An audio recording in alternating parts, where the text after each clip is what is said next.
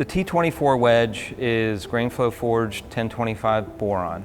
The reason why it's grain flow forged and why that's so critically important is, particularly if you're playing forged irons, is to have that continuity of feel from your iron set to your wedges. Because this is grain flow forged, you're going to have that feel.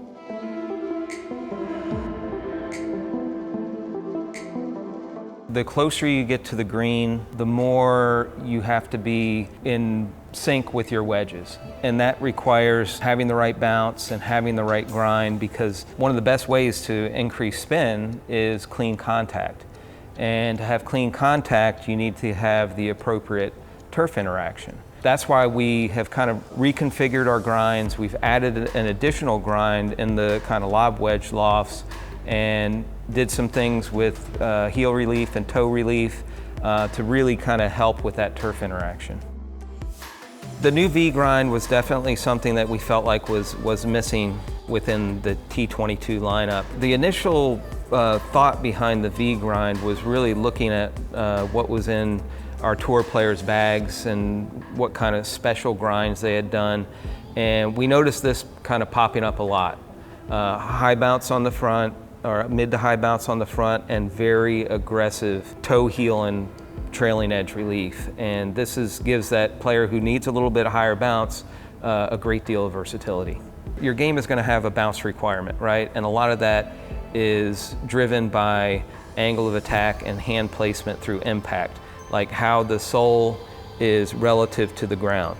So you're going to need a certain bounce in order to use go through the turf properly and execute the shot.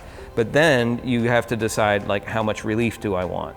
So if you want a lot of relief for versatility, have a higher bounce requirement, you're going to go with the V grind. If you want a lot of versatility but you need a lower bounce requirement, then you're going to go with the X grind.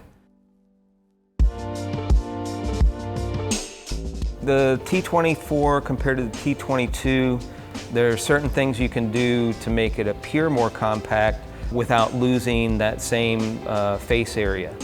And one way is to take this hosel transition from the top line, you take that to a little bit lower point. And another way that you can make the top line look a little bit shorter is to take a little bit of meat off this top toe there. So by doing that, you're not only kind of accentuating that teardrop shape, you're also making it appear a little bit more compact. Throughout the entire family of wedges, we increased the heel relief a lot. And how we did that was we took this grind and we wrapped it around the heel area more aggressively, and we wrapped it around the toe more aggressively on certain grinds. They all have the more aggressive heel. When you look at the grinds throughout the family, they kind of increase in aggressiveness as you go from the S grind, which is a straight bevel with heel relief, to the D grind, which has toe and heel relief with a little bit wider bevel on the trailing edge. And then you go to the C grind, which that's when you start to see like a little bit more aggressive relief. And then the new V grind. The V grind, which I'm holding in my hand here, is an interesting combination of very aggressive relief, but it has kind of medium to high bounce on it, so that those are kind of working together to kind of create a extremely versatile wedge with a little bit higher effective bounce. And then finally the X grind, which is our most aggressive grind, but it also has low bounce. So that low bounce plus the aggressive grind makes that probably the most versatile wedge in terms of executing specialty shots around the green.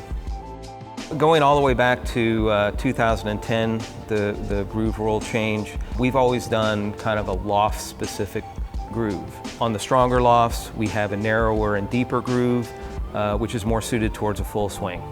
On the higher lofts, we actually have a wider and shallower groove, which lends itself more to partial swings. Like as you get closer to the green, being able to get good bite on the ball, a wider and shallower groove is actually more effective. So what we've done with the T24, we've actually reconfigured our grooves. It's the same exact principle, but by studying the groove shoulder and the groove taper, on the groove profile, we were able to figure out a way that we could decrease the cross-sectional area of the groove, which allowed us to decrease the spacing between the grooves within the rules of USGA and